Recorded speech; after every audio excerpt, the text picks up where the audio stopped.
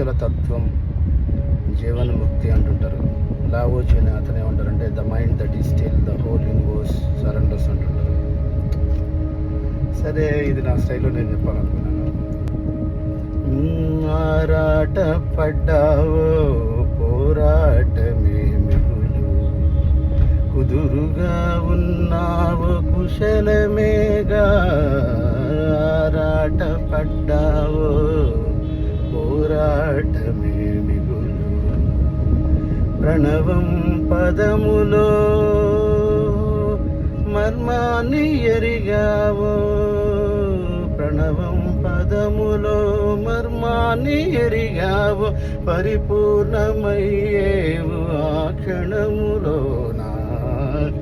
ఆరాట పడ్డావో పోరాట